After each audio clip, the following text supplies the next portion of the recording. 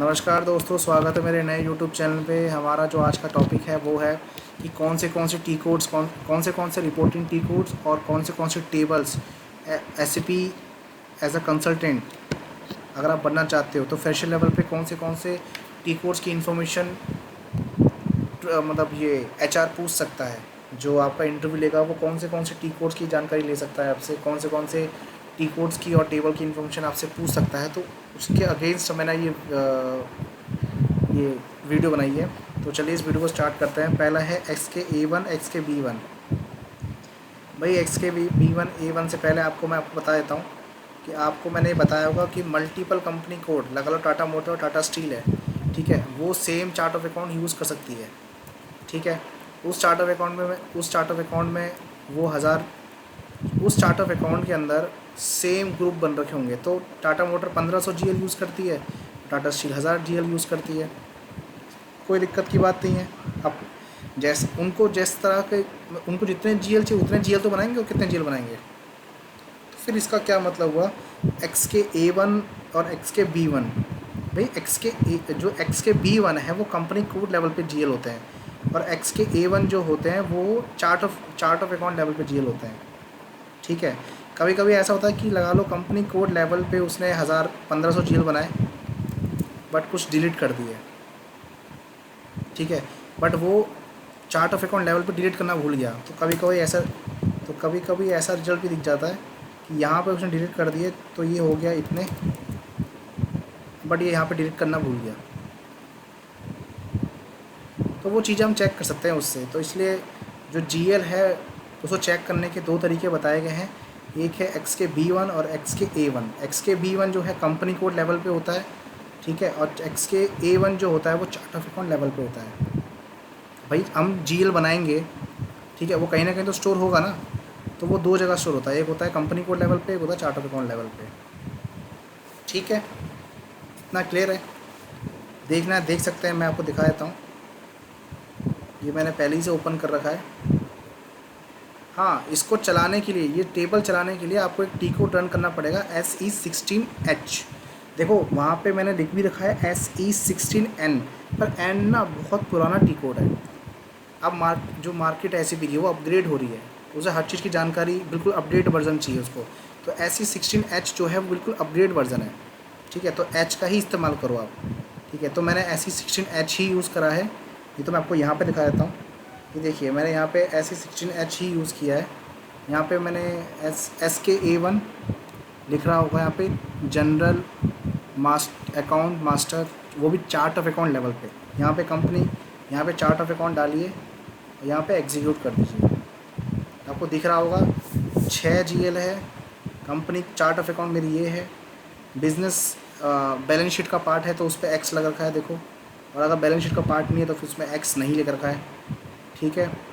उसके बाद ये कब बनाया था, टाइमिंग क्या है, किसने बनाया था, अकाउंट ग्रुप, ठीक है, अकाउंट ग्रुप टाइप।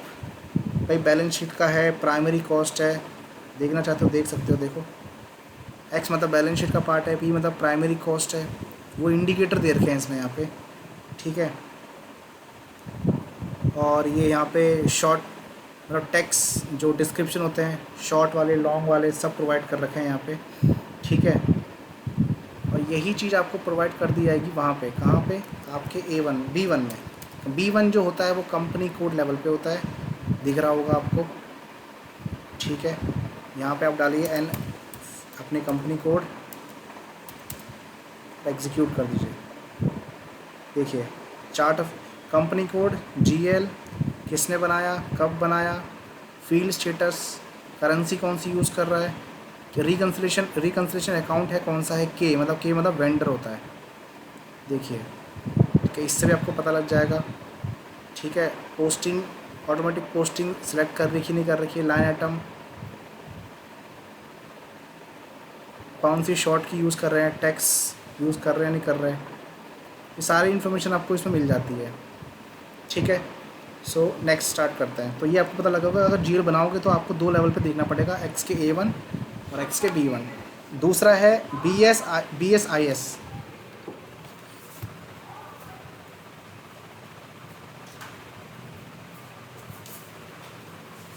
सो BS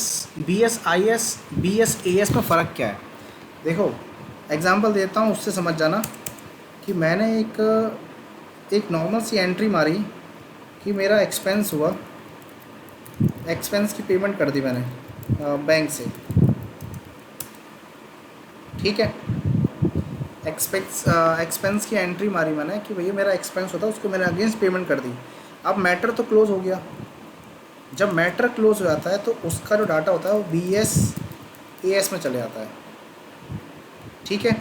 अब एक और चीज़ बताता हूँ, एग्जांपल ले लो कि हमारे SAP में क्या होता है कि जब भी हम लगा लो हमारा कोई बैंक है, HDFC बैंक है, तो हम SAP में उसकी GL बनाएंगे। तो आपको पता होगा हम 3 GL बनाते हैं, HDFC, ठीक है, इनकमिंग, HDFC आउटगोइंग और HDFC मेन।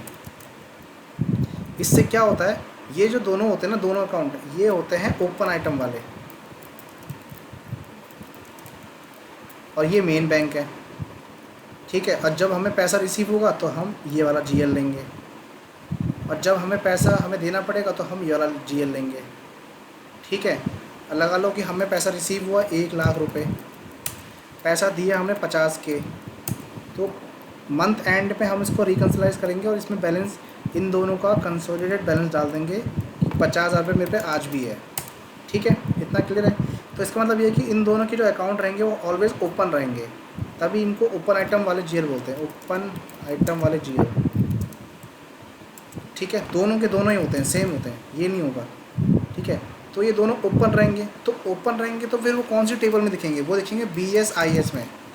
और जब इन दोनों का जब सेटलमेंट हो जाता है ना, दोनों का सेटलमेंट हो जाएगा तो इन दोनों का जो बैलेंस होगा वो यहाँ चले जाएगा आपके मेन बैंक में, ठीक है, 50K आ जाएगा। तो उसका फिर जब देखना, मतलब इसका मतलब ये हुआ कि क्लियर हो गया, वो इन दोनों का जो बैलेंस था ना, कंसोलिडेटेड बैलेंस था, वो क्लियर हो गया। तो इसका डाटा कहाँ मिलेगा? वो मिलेगा BS AS में। अब इन दोनों के अंदर कोई एंट्री नहीं है, ये दोनों एंट्री खाली हो चुकी है। जब हम इन दोनों का कंसोलिडेटेड बैलेंस मेन बैंक में डालेंगे तो वो ये दो GL का जो भी बैलेंस होगा और जो इसके अंदर जो भी ट्रांजेक्शन होगी वो ज़ीरो हो जाएगी वहाँ पे, ठीक है। इतना क्लियर कर रहा हूँ। तो ये दोनों ओपन में रहेंगे तो ओपन का बैलेंस किस में, GL का ओपन बैलेंस कहाँ दिखेगा? बैंक की बात नहीं कर रहा हूँ, ये एग्जाम्पल दिया है, बहुत सारे ओपन आइटम वाले GL भी होते हैं, ठीक है। तो अगर कोई GL है वो ओपन आइटम वाले हैं तो उनका बैलेंस आपको कहाँ दिखेगा? वो दिखेगा BS IS में। बट अगर सेटलमेंट अगर उनका हो गया है तो वो कहाँ दिखेगा? BS AS में। देखिए I और A में फ़र्क समझिए बस। I मतलब अभी भी ओपन में है, A मतलब क्लियर हो चुका है, ठीक है। ऐसे ही सब में है, ठीक है। ये अब ये चार देखो, ये चार मैंने आपको बता दिए।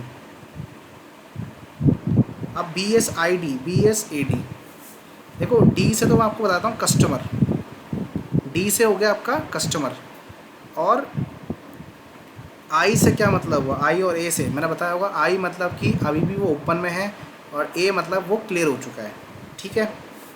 अगर मैं आपको देखो, मैंने अभी कस्टमर बनाया नहीं तो इसलिए वो चल नहीं पाएगा, ठीक है। BSID देखो, सेकेंडरी इंडेक्स फॉर कस्टमर, ठीक है। अब मैं A लगाता हूँ, AD क्लियर आइटम्स, करेक्ट है। इसका मतलब ये हुआ कि लगा लो मैंने कोई कस्टमर है, ठीक है, कोई कस्टमर है और लगा लो रेवेन्यू टू, सॉरी उल्टी एंट्री बनेगी, कस्टमर टू रेवेन्यू, ठीक है। अब रेवेन्यू बना 1000 रुपये का, बट पैसा रिसीव हुआ नहीं हुआ, तो अभी भी देखा जाए तो पैसा लेना बाकी है। तो अब ये कहाँ दिखेगा? ये दिखेगा BSID में दिखेगा, करेक्ट, BSID में दिखेगा। और जैसे ही मुझे पेमेंट रिसीव हो जाएगी बैंक टू कस्टमर 1000 रुपये की,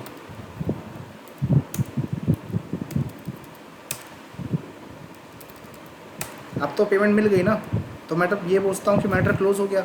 जब मैटर क्लोज़ हो गया तो वो कहाँ दिखेगा मुझे? BSAD में, ठीक है। तो I का मतलब आप समझ गए होंगे, I और A का मतलब।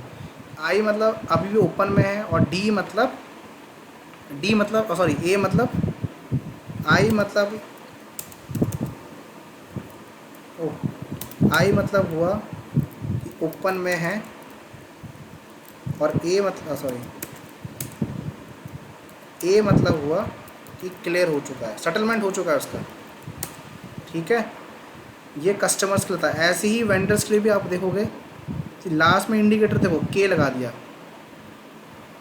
ठीक है, के लगा दिया है, तो उससे आप समझ जाना कि आई का मतलब हुआ ओपन में है, ए का मतलब हुआ कि वो क्लियर हो चुका है। अब मैं आपसे एक सवाल पूछता हूँ कि अगर लगा लो किसी कस्टमर ने आपको एक्स्ट्रा पेमेंट कर दी, डाउन पेमेंट कर दी, तो वो कहाँ दिखेगा? किसी कस्टमर आपको डाउन पेमेंट कर दी, अभी तक आपने उसको प्रोडक्ट दिया ही नहीं है, तो वो कहाँ दिखेगा भाई? वो BSID में दिखेगा। क्यों दिखेगा? अरे अभी तो उसने आपको बस पैसे दिए हैं, आपको प्रोडक्ट भी देना है, आपको इनवॉइस भी बनेगा, आपको सेटल करना पड़ेगा। करेक्ट भाई? एग्जांपल ले लो कि उसने आपको दिए भाई, ये भाई 20,000 रुपये रख ले, ठीक है, और 1 लाख का प्रोडक्ट दे दियो। अब 1 लाख का प्रोडक्ट दिया, तो देखा जाए तो जो इनवॉइस जो बना वो तो 1 लाख का बन गया, और उसमें आप बताओ कि 20 लाख तो मेरी पेमेंट हो गई, तो 80,000 सॉरी 20,000 का डाउन पेमेंट हुई, 1 लाख का इनवॉइस बना, क्योंकि 1 लाख का वो सामान लेने वाला है। अब 80,000 तो पेंडिंग है ना भाई। तो जब 80,000 की पेमेंट आ जाएगी, तो मैं ये बोलूँगा 80,000 प्लस 20,000 रुपये पेमेंट प्रॉपर आ गई है, और प्रॉपर उसको प्रोडक्ट भी मिल चुका है। करेक्ट? तब वो जाएगा हमारा BSAD में। बट तब तक के लिए डाउन पेमेंट हुई है बस, या फिर इनवॉइस बना हो 1 लाख का, अभी भी 80,000 रुपये पेंडिंग है भाई, तो BSID में दिख जाएगा वो। ठीक है, इतना क्लियर है? चलिए, ऐसे ही वेंडर में होगा BSEC, इसको बोलते हैं BSEC, और इसको बोलते हैं BKPF। क्या फ़र्क है इनमें, मैं बताता हूँ। देखो, मैं आपको एक सीधा स्क्रीन दिखाता हूँ पहले। FB60 भाई देखो, यहाँ तक जो ये डब्बा है ना, ये डब्बा यहाँ तक, इस डब्बे को बोलते हैं हेडर लेवल, और इस डब्बे को बोलते हैं आपका लाइन आइटम। ठीक है, तो अगर आपको लाइन आइटम के हिसाब से रिकॉर्ड चेक करना हो तो आप BSEC का यूज़ करोगे। बट अगर आपके पास डॉक्यूमेंट नंबर है और आपको सिर्फ हेडर की इन्फॉर्मेशन चाहिए कि भाई हेडर में उसने क्या क्या भरा था, तो आपको कौन सा टेबल यूज़ करना पड़ेगा? BKPF। दिखा देता हूँ एग्जांपल। ठीक है, एग्जांपल देता हूँ मैं आपको। FBSE16H ही यूज़ करना है आपको टेबल, और T कोड BSEC। ठीक है, कंपनी कोड डाल दो बस अपनी, क्योंकि डॉक्यूमेंट बहुत कम है मेरे, तो कोई दिक्कत की बात नहीं है। तो देखो, मेरे जो डॉक्यूमेंट है वो बेसिकली 6 हैं। मेरे कितने डॉक्यूमेंट हैं? 6 डॉक्यूमेंट है। दिखाऊँ? मैं आपको दिखाता हूँ।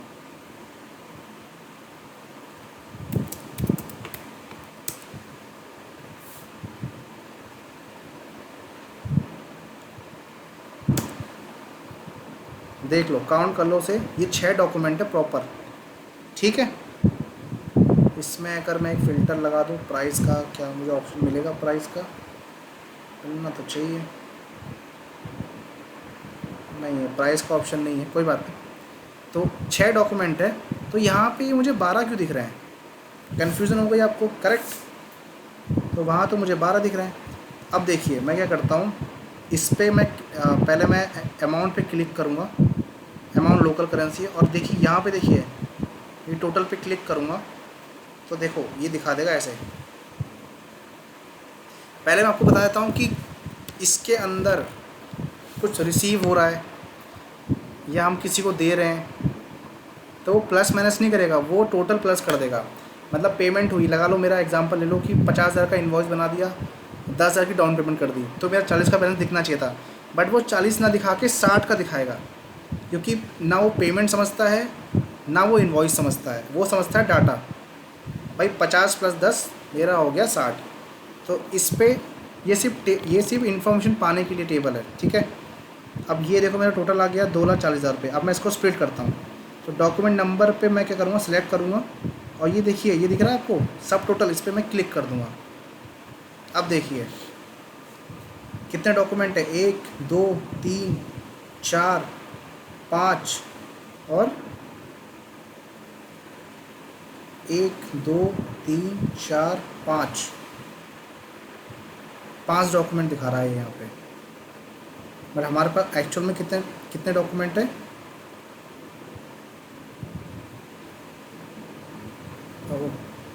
अच्छा ओके, हमारे पास भी 5 ही डॉक्यूमेंट है, 1 2 3 4 5, ठीक है 5 ही डॉक्यूमेंट है और ये 5 ही दिखा रहा है, तो डाटा करेक्ट है, ठीक है, डाटा में कोई दिक्कत नहीं है, ठीक है।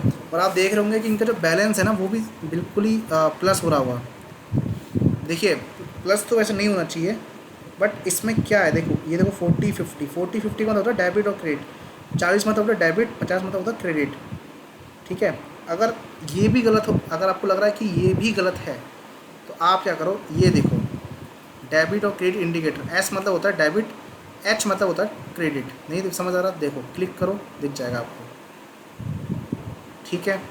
और अकाउंट, ये अकाउंट टाइप है, एस मतलब जनरल लेजर, के मतलब वेंडर, तो आपको सारी इन्फॉर्मेशन ऐसे मिल जाएगी आपको। तो इसने क्या करा है कि डेबिट और क्रेडिट दोनों लेके चल रहा है ये, ठीक है। अगर आपको सिर्फ डेबिट देखने हैं तो इसको आप सेलेक्ट करो और सब टोटल पे क्लिक कर दो, तो आपको दिख रहा होगा डेबिट इतने हुए हैं और क्रेडिट इतने हुए हैं। इस पर अगर आप डबल क्लिक कर दोगे तो देखो ऐसे दिख जाएगा, ठीक है। तो ऐसे भी आप देख सकते हो, उसमें कोई दिक्कत की बात नहीं है। ऐसे ही आपका BKPF है, BKPF मतलब जो आपका हेड लेवल का टी कोड है। AC डोका टेबल अपने आप में ही एक सबसे बड़ी टेबल है, सबसे बड़ी टेबल है, जिसके अंदर आपके पास लगा लो आपकी जो करेंसी है वो INR में है, वो USD में है, ठीक है, वो आपकी यूरोप में है, तो यूरोप में मुझे रिपोर्टिंग देखनी है, मुझे USD में देखनी है, यूरोप INR में देखनी है, सारी इन्फॉर्मेशन आपको AC डोका मिल जाएगी, ठीक है। LFA1 LFB1 vendor master data, ठीक है, वेंडर मास्टर डाटा, इसमें क्या है मैं आपको बता देता हूँ थोड़ा सा। LFA1 क्या लिखा है इसमें, सप्लाई मास्टर, इसका मतलब ये हुआ कि जो भी SAP के अंदर जो भी सप्लायर बनाए होंगे उसका डाटा ये दिखा देगा। कंपनी कोड इसमें आप सेलेक्ट नहीं कर पाओगे, ठीक है, इसमें कंपनी कोड नहीं है। सर्च करने का तरीका, यहाँ पे जाइए, इस पर क्लिक करिए, यहाँ पे डबल क्लिक कर दो या फिर एक बार क्लिक कर दो, ठीक है, यहाँ पे सर्च कर लो कंपनी कोड,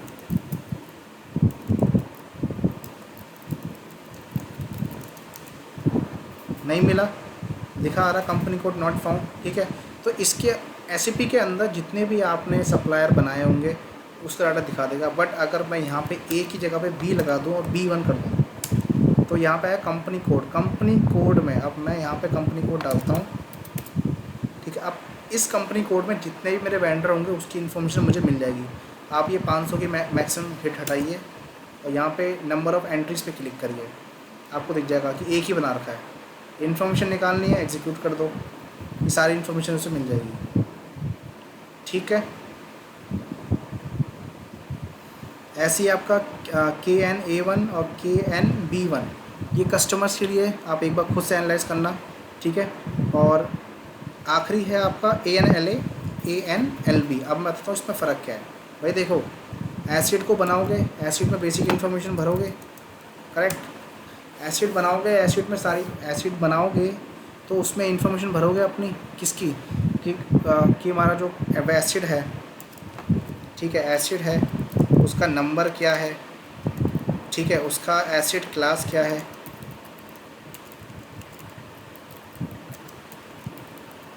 ठीक है, उसकी क्वांटिटी कितनी है, वो सारी इन्फॉर्मेशन जो होती है वो ANLA में आती है। मैंने एसिड बनाई नहीं है इसलिए आपको दिखा नहीं पा रहा, ठीक है। ANLB में क्या होता है, पहले आपको स्क्रीन दिखाता हूँ। ANLB में क्या होता है कि आपको दिखेगा डेप्रिसिएशन। भाई मेरा एसिड है, एसिड की वैल्यू आज 1,00,000 रुपये है, ठीक है, 1,00,000 रुपये 4 5 1,00,000 रुपये वैल्यू है, 10% डेप्रिसिएशन लग रहा है। तो 10,000 रुपये मेरा डेप्रिशन लगा। तो अब ये डेप्रिशन वाले चीज़ में जाना चाहिए, एक्यूमुलेट जो डेप्रिशन होता है हमारा उसमें जाना चाहिए, ठीक है। तो वो इन्फॉर्मेशन आपको ये टेबल प्रोवाइड करेगा। कौन सा टेबल? ANLV। और 90,000 मेरी वैल्यू बचती है। तो ये जो ये दोनों का जो ये दोनों ये कटे हैं, मतलब ब्रेक हो गए ना, जो इसकी जो इन्फॉर्मेशन है वो ANLV दे देता है आपको, ठीक है। ANLC क्या करता है वो आपको दिखाता हूँ मैं आपको। ANLC जो है वो आपको ये बताएगा कि जो एसिड की जो वैल्यू है वो कितनी है, ठीक है, कब खरीदी, उस पर कौन सा डेप्रिसिएशन लग रहा है, मतलब बेसिक इन्फॉर्मेशन जो होती है वो आपको प्रोवाइड कर देगा। बट जो मेन टी कोड होता है वो बेसिकली टेबल होता है, वो बेसिकली ANLB होता है, ठीक है। ANLB आपको बेसिकली काफ़ी सारी इन्फॉर्मेशन बताएगा। मतलब ANLB, ANLC, ANLA ये सारे अच्छे, मतलब अच्छे टी कोड्स हैं, ऐसा कुछ नहीं है, सारे टी कोड्स काफ़ी अच्छे हैं।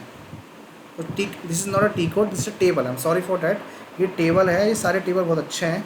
और एक और होता है ANLZ, इसमें कॉस्ट सेंटर बिजनेस एरिया पे आ जाता है, मतलब अगर आप भरते हो तो, ठीक है, वो इन्फॉर्मेशन भी इसमें मिल जाती है आपको। ये CEPC ये जो है ये है प्रॉफिट सेंटर, ठीक है। ये जो है वो प्रॉफिट सेंटर मास्टर डाटा देखने के लिए है। और जो नीचे वाला है CSKS वो है कॉस्ट सेंटर मास्टर डाटा देखने के लिए, कि भाई मेरी कंपनी कोड में, मेरी कंपनी के अंदर कितने चार्ट प्रॉफिट सेंटर और कितने मेरे कॉस्ट सेंटर बन रखे हैं। देखने का तरीका देखो बहुत सिंपल होता है, मैं आपको बता देता हूँ कि आप क्या करो। जैसे मेरे पे टी कोड है KS01। KS01 जो होता है वो कॉस्ट सेंटर के लिए होता है, ठीक है। इस पर आप क्लिक करो और आप प्रेस करो F1 ना हो तो कंट्रोल के साइड में लिखा होगा FN पे क्लिक करके F1 दबा दो, ये स्क्रीन खुलेगी। फिर यहाँ पे देखो लिखा आ रहा है टेक्निकल इन्फॉर्मेशन, इस पर क्लिक कर दो। अब देखो यहाँ पे फील्ड का टेबल का नाम आ रहा है, बट स्ट्रक्चर में है तो दिक्कत की बात है। बट फील्ड का नाम आ रहा है कि जो कॉस्ट सेंटर की जो फील्ड का नाम है वो यही होगा। कैसे होगा मैं आपको बताता हूँ। अब देखो मैं जाता हूँ, इसको पहले मैं क्या करता हूँ, कॉपी करता हूँ, ठीक है। पहले मैं इस फील्ड को मैं कॉपी करता हूँ। मैं फिर से बता रहा हूँ, इस फील्ड का नाम है कॉस्ट सेंटर। इसे मैंने कॉपी किया, मैं यहाँ पे आता हूँ, यहाँ पे एक बार SC16H चलाता हूँ, ठीक है। और यहाँ पे देखो ये कॉस्ट सेंटर है, कॉस्ट सेंटर का नाम देख लो आप। ये तो मैं सीधा सर्च कर लेता हूँ। ये देखो कॉस्ट सेंटर ऊपर आ गया, ठीक है। और इसका नाम देखो यहाँ मिलेगा आपको, KOSTL, ठीक है। यहाँ पे देखो क्या नाम था,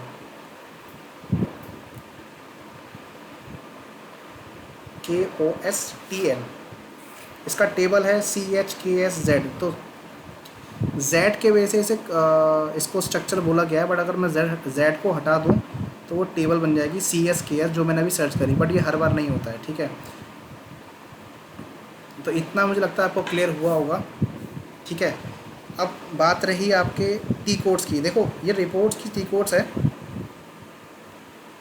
रिपोर्ट्स की टी कोड है बेसिकली। तो पहला स्टार्ट करते हैं कि FBL 5H और FBL 5N। देखो मैंने वैसे इसके अगेंस्ट टी कोड और वीडियो बना रखी है, जो हमारे नए टी कोड्स हैं ना उसके ऊपर मैंने वीडियो बना रखी है, देख लीजिएगा एक बार। तो FBL 5H और FBL 5N में फ़र्क ये है कि ये जो है एक बार में सारा डाटा दिखा देगी, और ये क्या करेगी, उसको नंबर ऑफ़ क्वांटिटी में दिखाएगी, ठीक है। 5 जो होता है वो कस्टमर लाइन आइटम के लिए होता है, करेक्ट। अब मैं डाटा दिखा नहीं सकता क्योंकि मेरे पास अभी है नहीं, मैंने ये कस्टमर बनाया नहीं। बट हाँ मेरे पास वेंडर का डाटा है और मेरे पास GL का डाटा है। तो मैं आपको वो दिखा देता हूँ कि FBL H में और FBL N में फ़र्क क्या है। मतलब N और H का फ़र्क दिखाऊंगा, क्योंकि 5, 1 और 3 हो गया आपका GL के लिए, 1 होगा वेंडर के लिए, 5 होगा कस्टमर के लिए। पर जो रिपोर्ट है ना, जो ये टी कोड है, काम सेम ही करेंगे। तो H और N में मैं आपको फ़र्क बताता हूँ, ठीक है। तो चलिए स्टार्ट करते हैं। यहाँ पे आएंगे FBL 1H, यहाँ पे मैं डालूँगा FBL1N, ठीक है। यहाँ पे मैं ऑल आइटम पे अभी क्लिक कर रहा हूँ, ठीक है। डिटेल वीडियो नहीं है, बस बताने के लिए है। इस पे मैं ऑल पे टिक कर देता हूँ, ठीक है। उसके बाद मैं एग्जीक्यूट कर देता हूँ। ये जो टी कोड है ये N वाला है, ठीक है। ये जो टी कोड है ये N वाला है, देखिए N दिख रहा है, FBL1N, ठीक है। अब दूसरा टी कोड,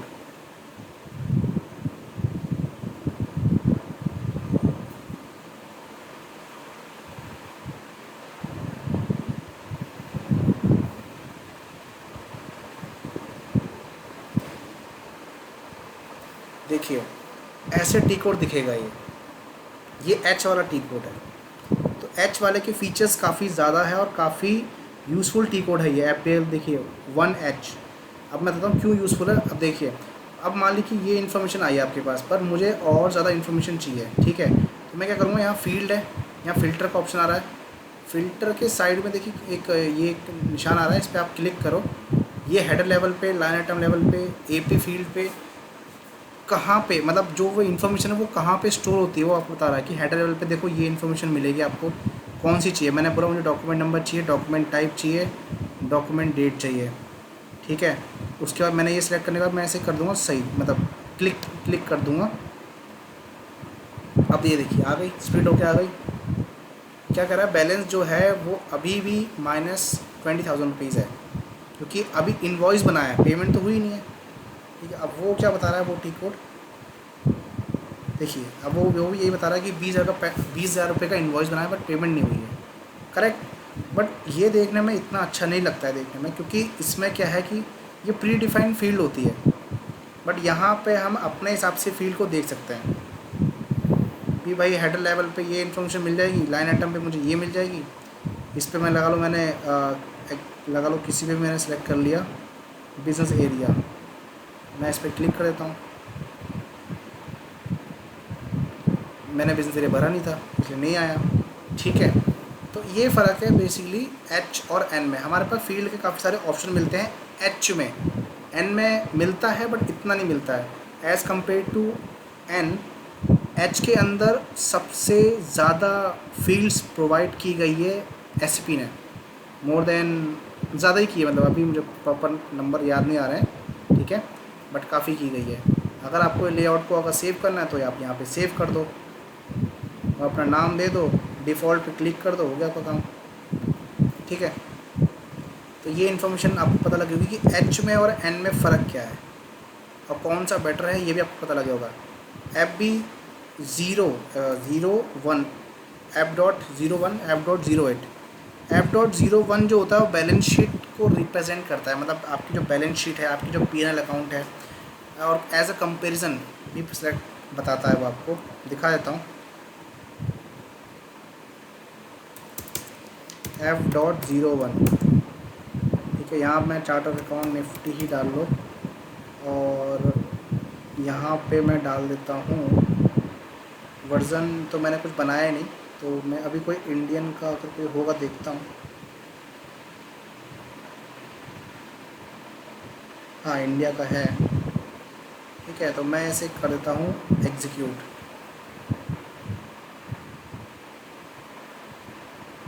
देखिए अब इसमें आपको क्या दिख रहा है, कंपैरिजन दिख रहा है। देखो ये कंपैरिजन 2022 का और ये कंपैरिजन 23 का। तो अगर होता है ना कि रिपोर्टिंग जो दिखती है वो कंपैरिजन वाइज भी दिखती है कि पिछले क्वार्टर आपका कितना था, इस क्वार्टर में कितना है, तो वो आपको इससे दिख जाएगा, ठीक है।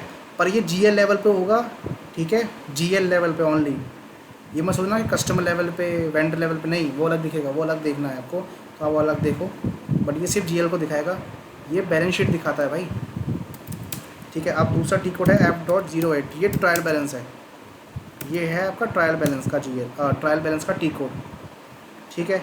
आप बस कर दो एग्जीक्यूट, मतलब अभी तो मैं एग्जीक्यूट कर रहा हूँ दिखाने के लिए। देखो यहाँ पे दिखा देगा बैलेंस कैरी फॉरवर्ड, मतलब सिंपल सी बात है, पिछले साल जो भी बैलेंस पेंडिंग होगा वो नेक्स्ट फाइनेंशियल में वो ओपनिंग बैलेंस बन जाता है डेफिनेटली। तो बैलेंस कैरी फॉरवर्ड का अमाउंट यहाँ मिल जाएगा भाई, कितना डेबिट हुआ है कितना क्रेडिट हुआ है वो आपको यहाँ दिख जाएगा, ठीक है, इतना मेरा डेबिट हुआ है, इतना मेरा क्रेडिट हुआ है, और जो मेरा बैलेंस बचा है वो आपको यहाँ दिख जाएगा। तो ये ट्रायल बैलेंस है।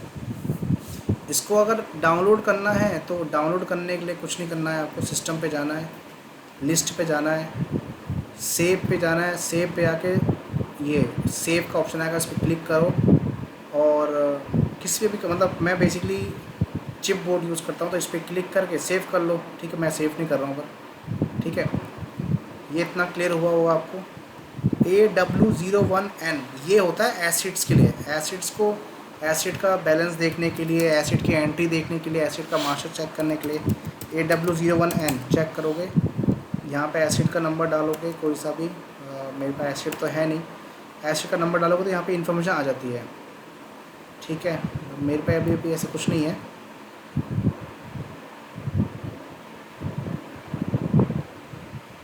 हाँ मतलब कुछ नहीं है अभी तो मेरे पास, बट ये देखो यहाँ पे ये बेसिकली सिमुलेट करने के लिए है, ये चेक करने के लिए है मास्टर डाटा। AS01 में आप एसिड को बनाते होंगे तो वहाँ पे क्या क्या इन्फॉर्मेशन हमने भरी है वो आपको यहाँ दिखा देगा। ठीक है, और ये मैंने अभी तक, ये करेंसी है बेसिकली मैंने यूज़ नहीं करी है अभी। ठीक है, तो ये सारी इन्फॉर्मेशन होगी जो आपको यहाँ प्रोवाइड कर दिया जाएगी। इस टी कोड में आपको सिर्फ एसिड की इन्फॉर्मेशन मिलेगी, एसिड कितने का था, कितना डैप लग गया है, कितनी वैल्यू बची है, और किस किस मंथ में डेप्रिशन रन हुआ है, कौन सा स्टैंडर्ड वो यूज़ कर रहा है, लाइक LSNW या रिटर्न डाउन वैल्यू क्या यूज़ कर रहा है, वो सारी इन्फॉर्मेशन इस टी कोड में मिल जाती है। कौन सी टी कोड में? AW01N में। AR01 acid register. AR01 जो होता है वो होता है एसिड रजिस्टर के लिए। इसमें क्या होता है कि जो मैंने आपको बताया AW1 तो दिखाता है, और ये भी आपको दिखा देगा, और आप मतलब इसको तो आप मतलब ये आप देख तो लोगे बट आप इसको डाउनलोड नहीं कर पाओगे। दिखाने के लिए कुछ चीज़ें होती है जो सिर्फ दिखाने के लिए होती है, ओवरव्यू करने के लिए, बट इस चीज़ को आप देख भी पाओगे और डाउनलोड भी कर पाओगे इस टी कोड से। ठीक है, तो ये इन्फॉर्मेशन थी जो फ्रेशर लेवल पे पूछी जा सकती है।